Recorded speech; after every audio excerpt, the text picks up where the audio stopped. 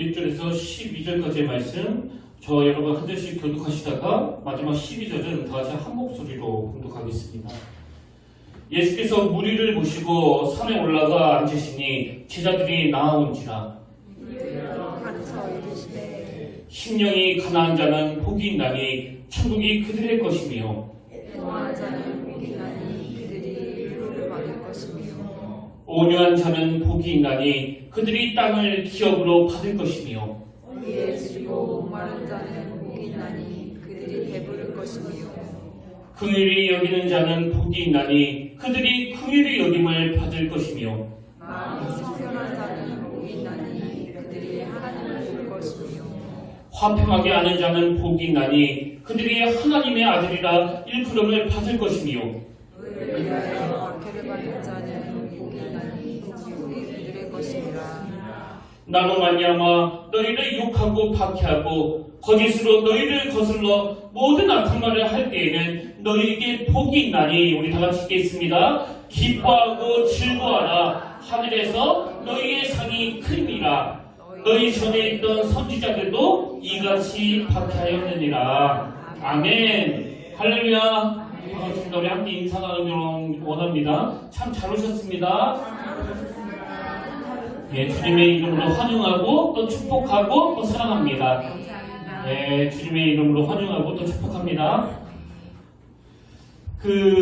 일본에서는 루이카스라고 루알이라는 모임이 아주 활발하다고 하는데요.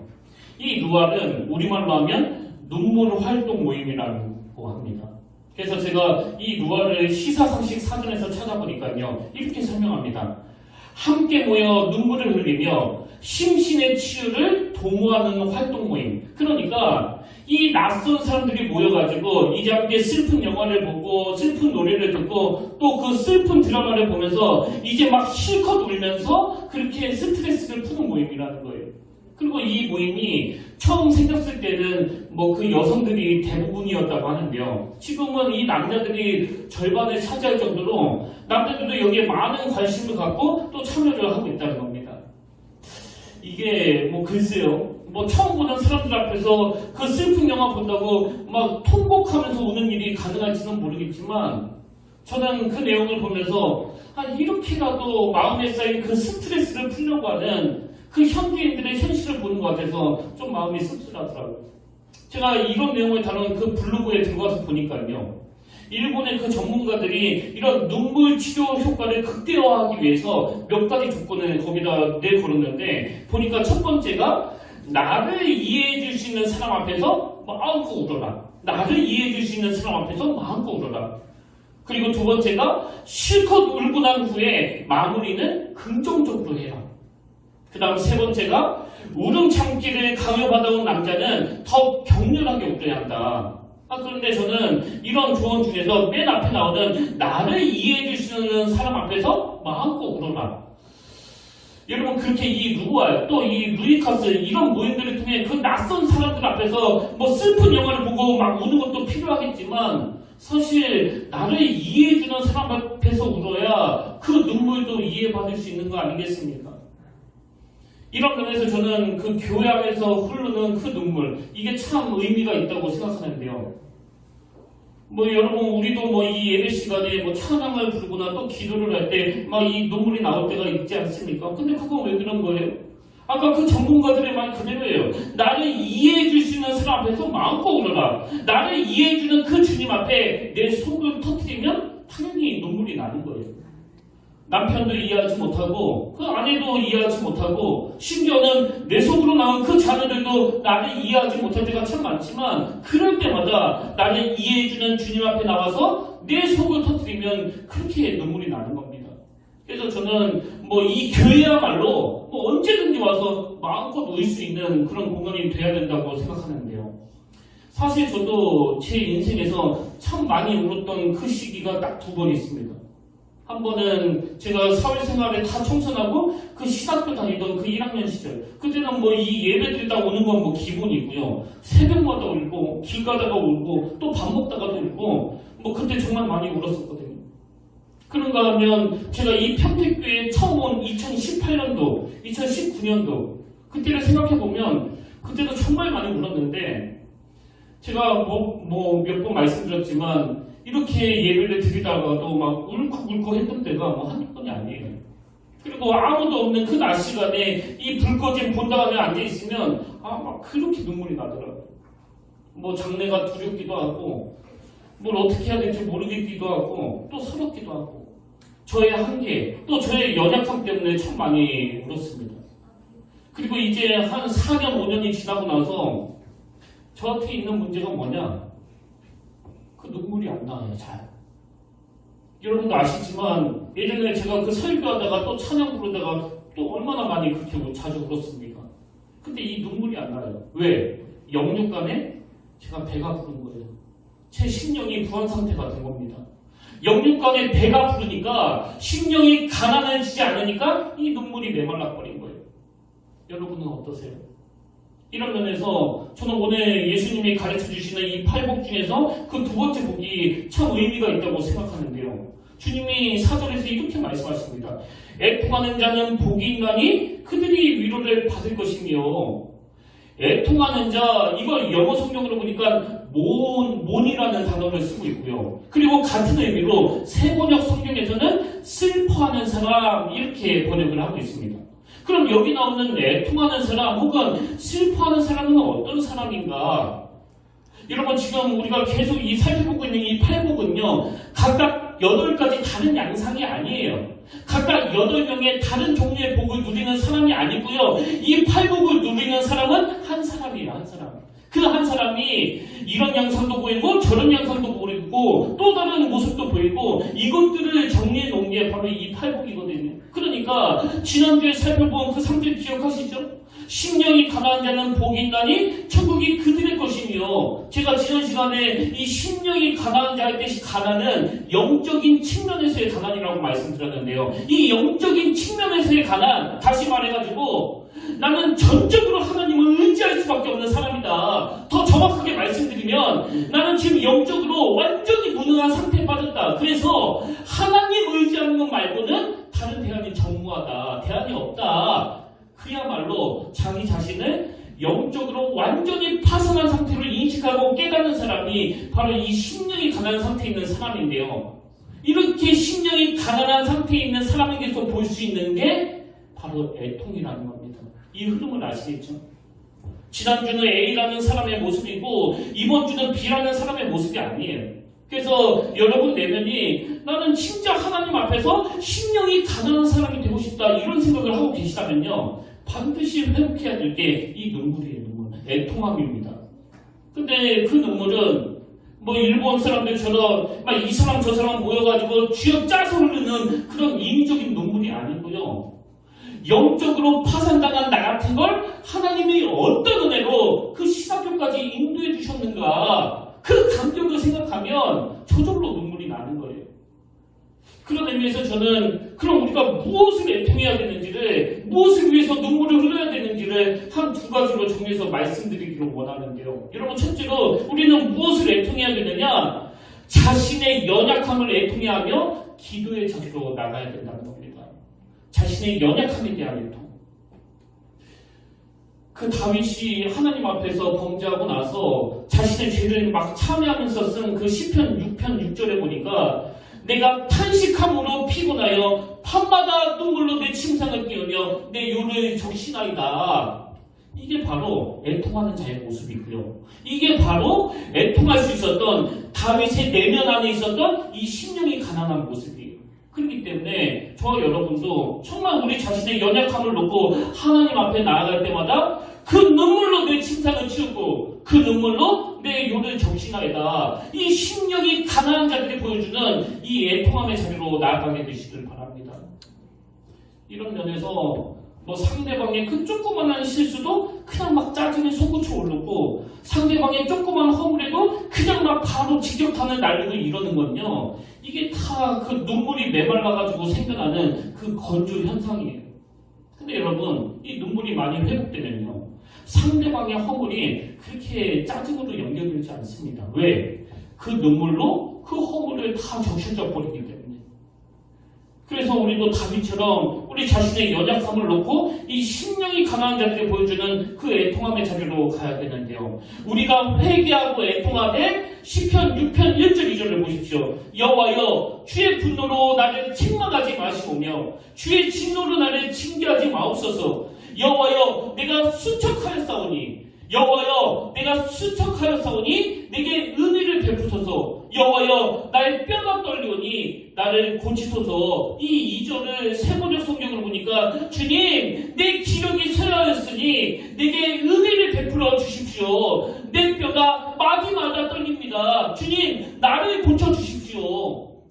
여러분 오늘 저와 여러분이 내 기력이 쇠하였으니 껍데기는 화려한데 사람들이 다 나보고 막 목사님 그러고 부르고 있는데 그러나 하나님 내 내면은 영적인 파산 상태 정말 심령이 가난한 상태입니다. 그래서 하나님의 은혜를 구하며 내 뼈 마디마다 아프고 시릴 정도로 탄식하며 회개 자리로 나아갈 때 주님 나를 불쌍히 여겨주시길 원합니다. 이걸 회복하자는 거예요. 이걸.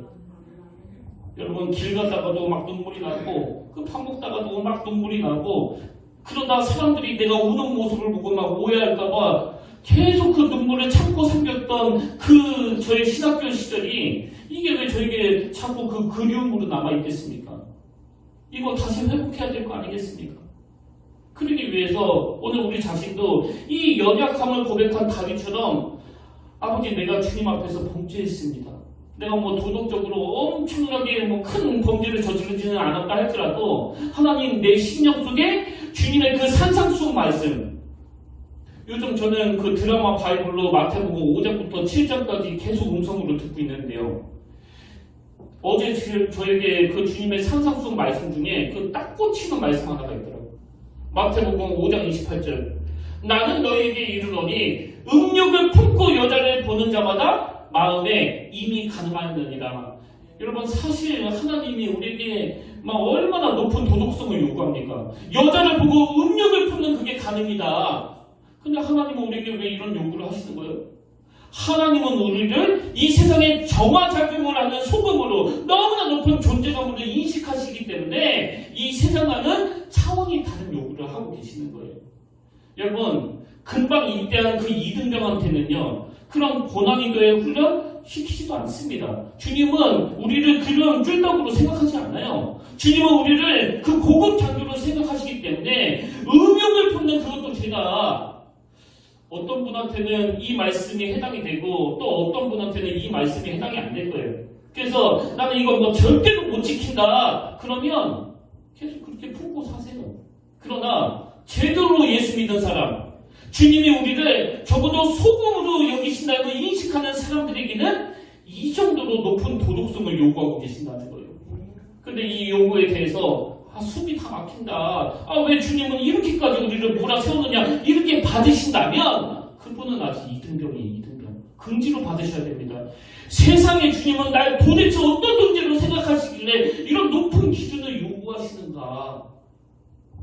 그래서 제가 요즘에 그 산상수훈을 들으면서 어떨 때는 이 말씀이 딱 꽂히기도 하고 또 어떨 때는 또 저 말씀이 딱 꽂히기도 하고 그래서 제가 뭐 길을 가면서도 계속 은혜를 받고 있는데요.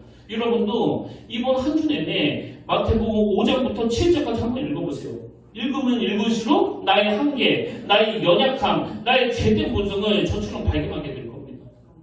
이렇게 우리 자신의 연약함을 놓고 회개하면서 흘리는 눈물도 필요하고요. 그러나만 두 번째로 우리는 무엇으로 애통해야 되느냐? 이 시대와 나라를 위하여 애통하며 기도하는 자가 되어야 한다는 거예요.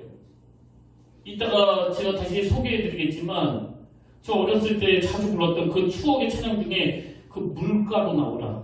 이 찬양으로 제가 참 많은 은혜를 받았던 기억이 있는데요. 근래에 제가 깜짝 놀랐습니다.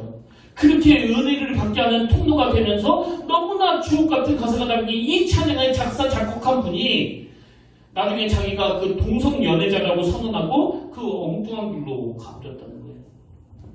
여러분 이게 남의 일이 아니에요.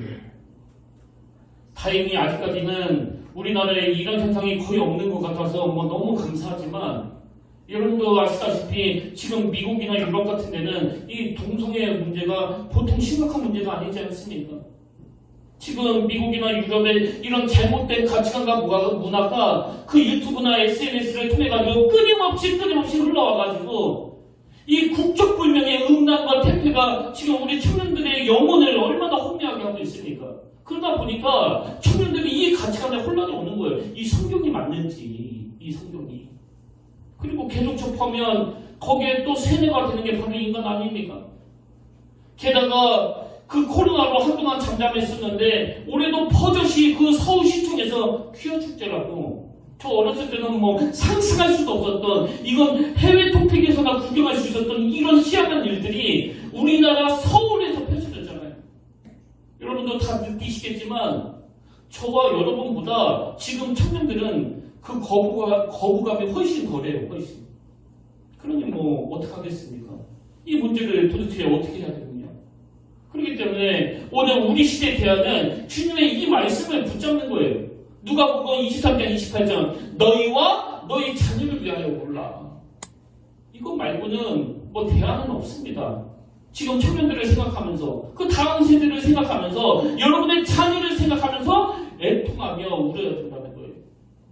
그리고 또 현실을 보면 지금은 정말 나라를 위해서 기도해야 될 때 아닙니까? 지금이야말로 완전히 양극단으로 나눠져 있는 이 현실을 놓고 하나님 이 나라를 불쌍히 여겨달라고 진짜 기도할 때예요. 그런 의미에서 저는 사도 바울의 이 고백이 우리에게 갈 길을 제시해주고 있다고 생각하는데요. 자, 로마서 9장 1절에서 사도 바울이 이런 고백을 합니다. 내가 그리스도 안에서 참말을 하고 거짓말을 아니하노라. 나에게 큰 근심이 있는 것과 마음에 그치지 않는 고통이 있는 것을 내 양심이 성령 안에서 나와 더불어 증언하노니. 여러분, 이 말씀 바로 그 로마서 8장에서 사도 바울이 그렇게 구원의 감격, 그렇게 구원의 기쁨을 노래하면서 막 너무너무 행복한 모습을 보여주는데, 아니 왜 바로 그 다음 9장으로 넘어와서는 이렇게 슬픈 글을 쓰고 있느냐고요.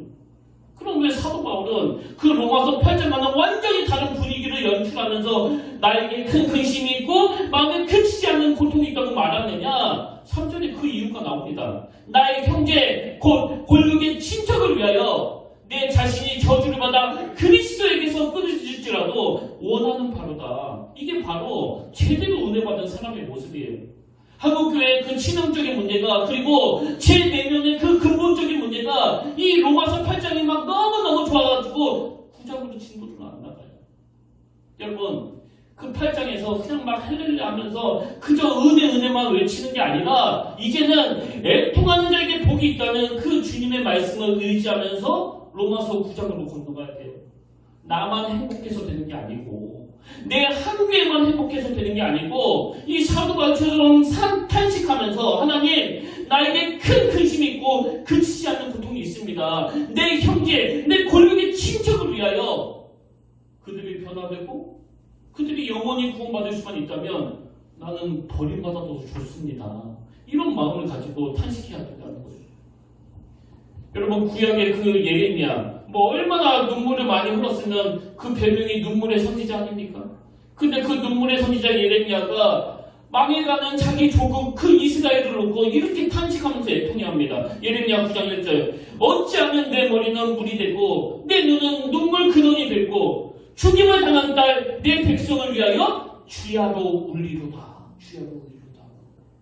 우리에게 이런 애통이 사라져 버리니까 그 교회 안에서도 막 이념을 가지고 막 죽으라고 싸우고 있는 거 아닙니까? 죽으라고 막 내가 옳다 네가 옳다.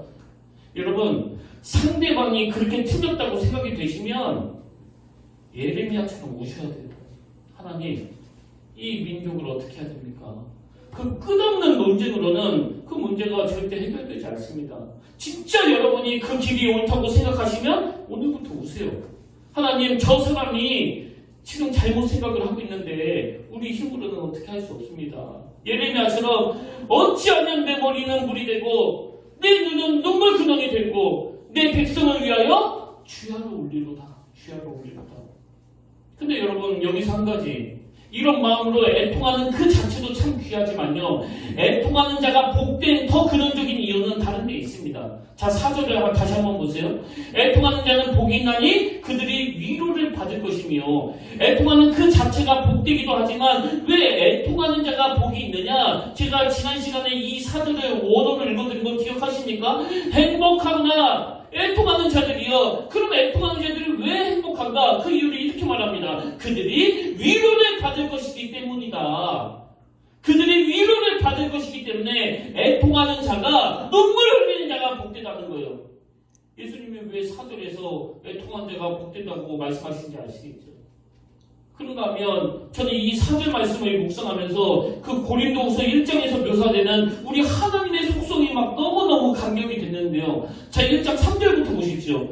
찬송하리로다. 그는 우리 주 예수 그리스도의 하나님이시요 자비의 아버지시요 모든 위로의 하나님이시며 우리의 모든 환난 중에서 우리를 위로하사 우리로 하여금 하나님께 받은 위로로서 모든 환난 중에 있는 자들을 능히 위로하게 하시는 이시로다. 여러분, 이게 바로 우리 하나님 아버지의 성품인데요. 근데 이 하나님 아버지의 성품이 어디로 흘러가느냐? 그 다음 5절에 보니까 그리스도의 고난이 우리에게 넘친 것 같이 우리가 받는 위로도 그리스도로 말미암아 넘치는도다.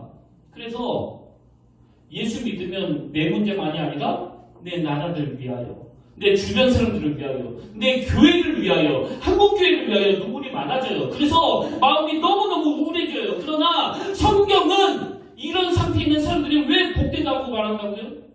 이런 자들에게만 주시는 하나님의 위로하심을 경험할 수 있기 때문이에요.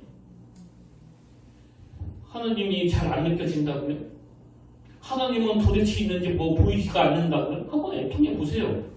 여러분이 이 나라와 민족을 위하여 또 지금 동성애를 위시해서 우리를 자꾸 혼미한 상태로 이끄는 이 절망적인 시대를 놓고 애통해하며 눈물을 흘리면 그렇게 비난하고 손가락질할 때는 느껴지지 않았던 위로의 하나님, 그 하나님이 바로 내 곁에 계셨구나, 이걸 느끼게 될 줄로 믿습니다. 제가 지난 시간에 그 부탄이라는 나라를 언급하면서 그 나라 국민의 97%가 행복을 느끼고 있다는 그 책의 부제를 인용했었는데요. 동기 목사님이 제 설교를 듣고서 막 전화하셔가지고 그 내용에 대해서 바로 수정을 요청하시더라고요. 그게 뭐냐 하니까 그렇게 행복을 추구하고 행복을 느끼던 이 부탄이라는 나라가요, 지금은 그 사회적 문제로 아주 골머리를 앓고 있다는 거예요. 최근에 들어서 자살률도 많이 높아지고 또 청소년 범죄와 그 마약 범죄는 끊임없이 발생하고 있고, 뭐 이거 외에도 이 부탄의 문제들을 막 이 목사님이 조목조목 설명하시는데요. 제가 그 설명을 계속 들으면서 뭘 느꼈는지 아십니까? 이 인간이 말하는 행복, 이 인간이 추구하는 행복은 이건 영원하지 않는 거구나, 이건 완전하지 않는 거구나, 얼마든지 변할 수 있는 거구나, 제가 그걸 깨달은 거예요. 여러분, 이 땅에서 추구하는 그 행복은요, 다 부질없는 거예요. 위로의 하나님을 경험하는 그 사람만이 행복한 거지, 세상의 그 어떤 것으로도 인간은 결코 행복해질 수 없습니다. 그래서 어떤 분은 이 땅에서 누리는 행복을 그건 온 땅에서 누리는 10초간의 행복이다, 뭐 그렇게 표현하는 글도 제가 봤는데요. 그게 뭐 온 땅에 들어갔을 때를 말하는 건지 뭐 나왔을 때를 말하는 건지는 모르겠지만, 하여튼 이 세상이 추구하는 그 행복은 영원하지도 않고 또 온전하지도 않다는 걸 그렇게 얘기하는 거 아니겠습니까? 근데 우리 하나님은 여러 가지 성품을 가진 하나님이지만 찬송하기보다 자비의 아버지 하나님이시요 모든 위로의 하나님이시며, 오늘 저와 여러분 모두가 다 이 하나님의 속성을 늘 마음에 품고 그분에게 위로를 받기 위하여 애통의 눈물을 흘리는 그런 심령이 가난한 자가 되시기를 바랍니다. 제가 이런 내용들을 묵상하면서 불쑥 떠올랐던 인물이 바로 그 히스기야 왕인데요. 여러분도 다 아시지만 그는 그 젊은 나이에 죽을 병에 걸리지 않았습니까? 그래서 낯을 벽으로 향하고 하나님 앞에 기도합니다. 그 기도하는 장면이 열왕기하 20장 3절에 나오는데, 자, 그 내용을 한번 보시겠습니까? 여호와여 구하오니 내가 진실과 전심으로 주한테 행하며 주께서 보시기에 선하게 행한 것을 기억하옵소서 하고, 그 다음에 히스기야가 심히 통곡하더라.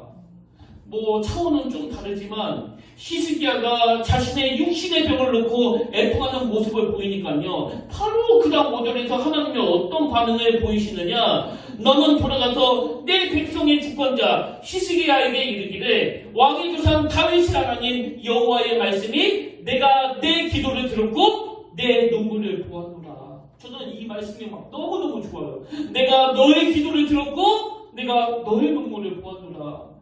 아까 그 전문가들도 그런 말들을 하잖아요. 날 이해해주는 그 사람 앞에서 눈물을 흘려야 된다고. 그래야 그 눈물도 이해받을 수 있다고. 그저 그 성공한 사람한테만 관심이 가고 그냥 맨날 죄짓고 눈물이나 흘리고 그 쓰라린 실패로 가슴을 쓸어내리는 우리 같은 것들한테는 뭐 관심도 주지 아니하시는 그런 하나님이라면 우리가 뭐 눈물을 흘리는데 또 애통을 하는데 그게 무슨 소용이에요. 그렇죠? 주목도 안 하시는데. 그런데 위로의 하나님, 자비 하나님, 내가 너의 기도를 들었고 내가 너의 눈물을 보았노라. 지난주 금요일인데요. 이제 이런 말씀들을 아침부터 저녁까지 묵상하다가 아까 그 제가 언급했던 그 찬양, 제 머리에 오래 잊고 있었던 그 찬양이 막 툭 터진 거예요. 주 예수 오셔서 내 슬픔 아셨네. 내 앞일도 내 주 아셨네. 나 주를 버리고 떠나갔었네. 주님 약속대로 날 붙드셨네. 주 말씀 안에 물가로 나오라. 내 곁에 서라. 내 목마른 것을 내가 채우리라. 어둠에 헤맬 때 흘리던 내 눈물, 그 눈물을 위해 내가 죽었노라. 제가 뭐 이 가사도 다 기억 못해가지고 막 핸드폰으로 악보를 찾아서 이 찬양을 부르다가 맨 마지막에 이 한 대목이요. 어둠에 헤맬 때 흘리던 내 눈물, 그 눈물을 위해 내가 죽었노라. 이 대목에서 제 마음이 툭 터진 거예요. 여러분, 사실 제가 하나님께 부름받은 종이라고 하지만요, 어느 성도님이 그 가슴 아픈 사연을 가지고 와가지고 저한테 상담 요청을 할 때 그냥 대충 위로해 드릴 때가 많아요. 뭐 그냥 전화로 기도해주고 뭐 좀 힘내시라고 그러면서 건성건성 상담할 때도 많습니다. 그런데 우리 주님의 위로는 이런 건성으로 하는 그런 위로가 아니고요. 어두움을 헤맬 때 흘리던 내 눈물, 그 눈물을 닦아주시기 위하여 내가 죽었노라. 그 십자가라는 어마어마한 대가를 통해서 우리의 눈물을 닦아주시는 주님이세요.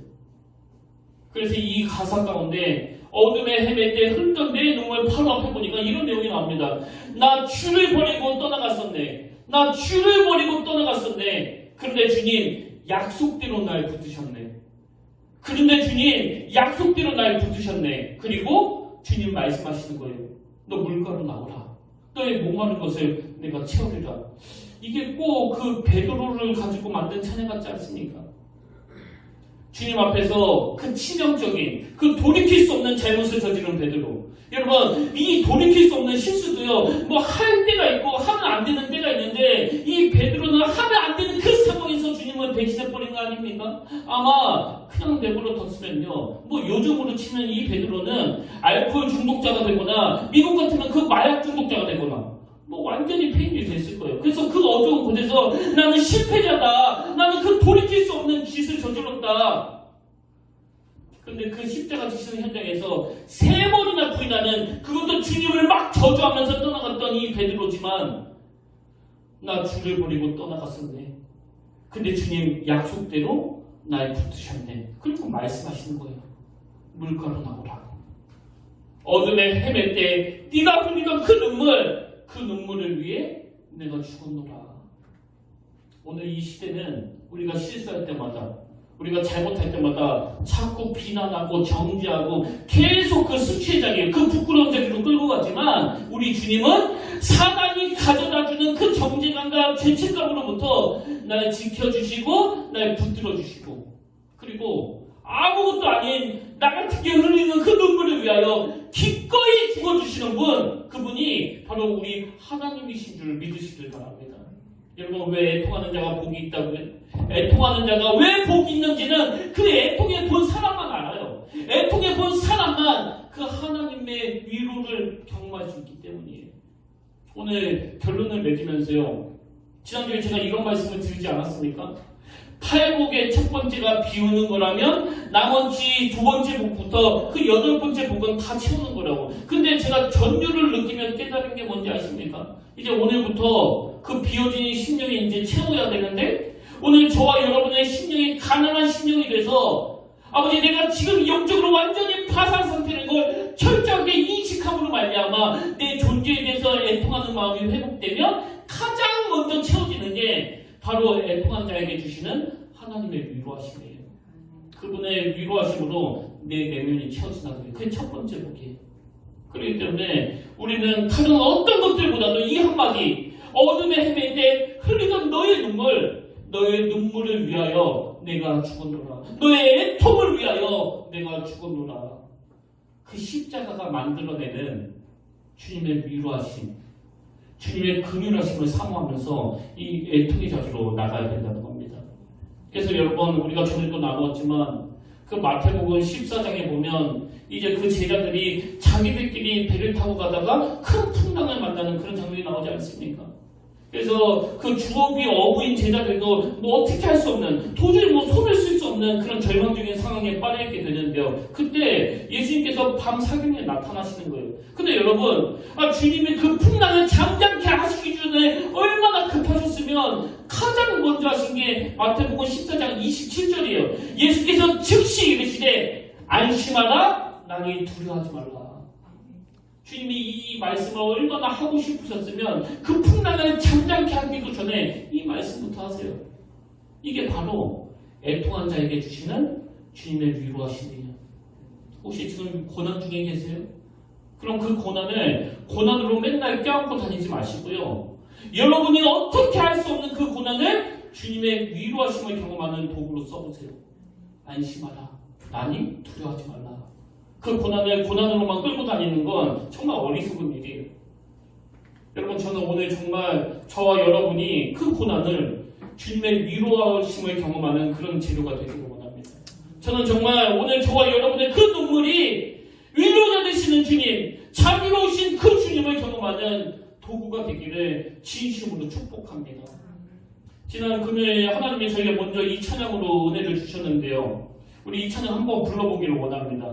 물가로 나오라. 우리 가사를 생각하면서 우리 이 한마디 한마디 그 위로자 되시는 하나님의 성품을 기억하면서 우리 이 찬양을 함께 불러보기를 원합니다.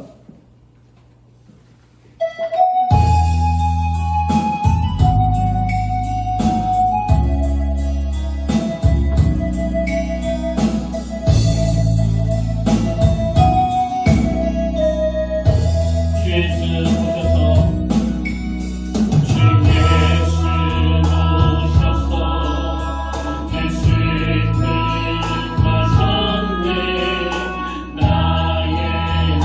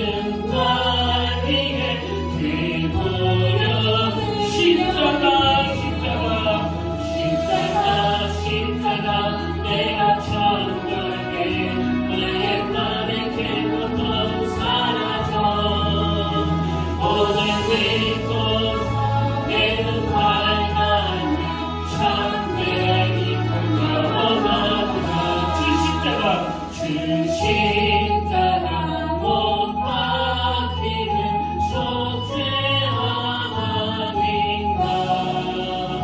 그 승리한다 그 은혜 말할 수 십자가 내가 천번에 나의 나를 그것도 사줘. 오늘 믿고서 내는 밝아 참게 있는 영원한 물러도 그 은혜 다 갚을 수 없네.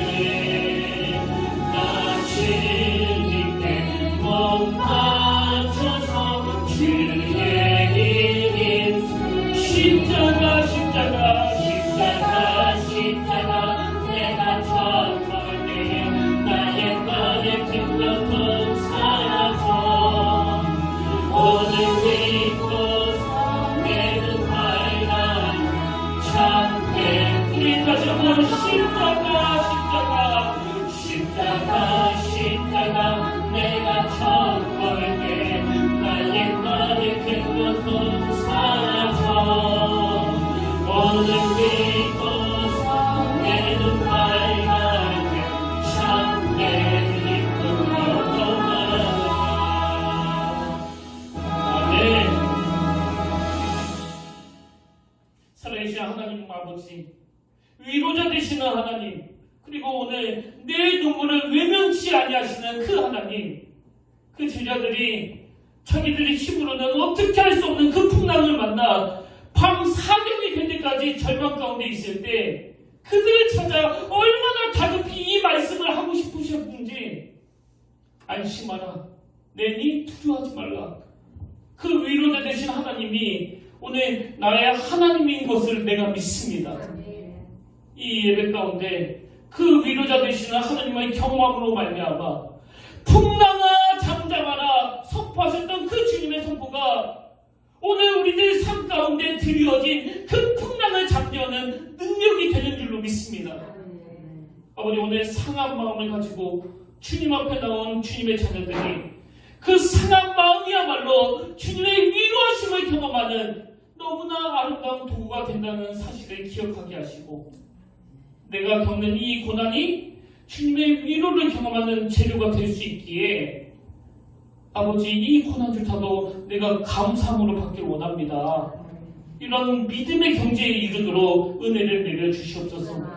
애통하며 주님 앞으로 나아가기를 원합니다. 눈물을 흘리며 주님 앞으로 나아가기를 원합니다. 우리들의 기도로 말미암아 우리 아들이, 우리 딸이, 우리 남편이, 우리들의 기도로 말미암아 영적 파산 상태에 빠진 우리 조국 대한민국이, 우리 기도로 말미암아 영적 파산 상태에 빠진 우리 한국교회 성도님들이 회복을 경험하고 치유를 경험하는 줄 믿습니다. 아버지, 이번 한 주 우리 삶에도 이 하나님의 능력이 임하도록 은혜를 내려주시옵소서. 감사드리옵고 예수의 이름으로 기도드립니다. 아멘. 이제 우리 다 자리에서 일어나셔서 파송 찬양으로 지난주에 불렀던 찬양입니다. 심령이 가난한 자는. 오늘 우리 말씀을 다 기억하시면서 또 주님이 우리들에게 예비하신 그 팔복을 사모하시면서 이 찬양으로 우리 주님 앞에 나가길 원합니다.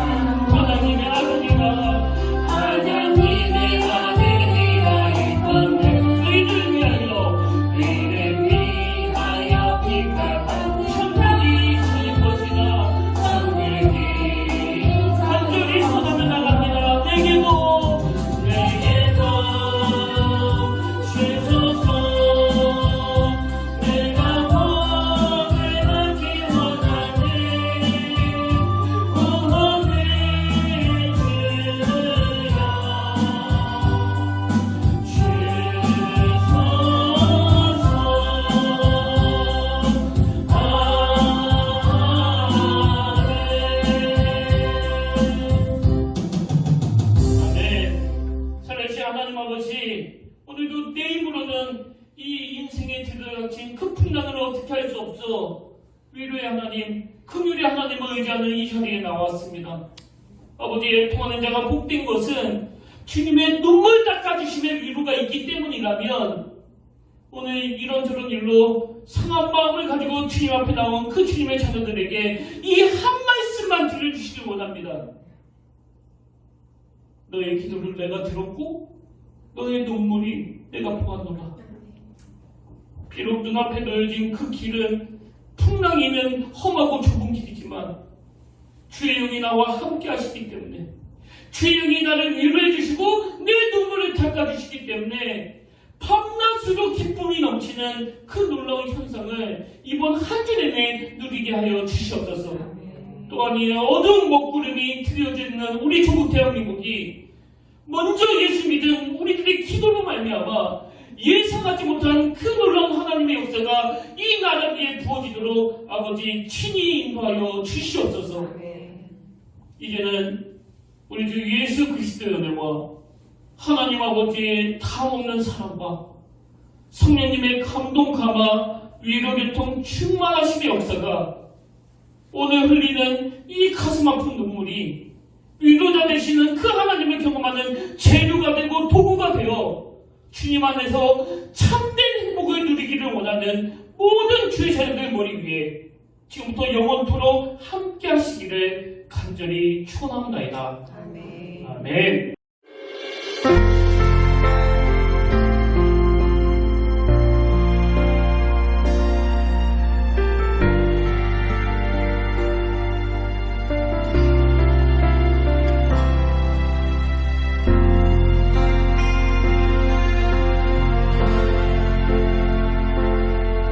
지금 서 있는 이곳에서 높임을 받으소서. 내가 밟는 땅 주님의 땅이니 하늘이 주의 이름 높이 올리며 넓은 바다가 주를 노래해. 모든 만물 주를 경배해. 모든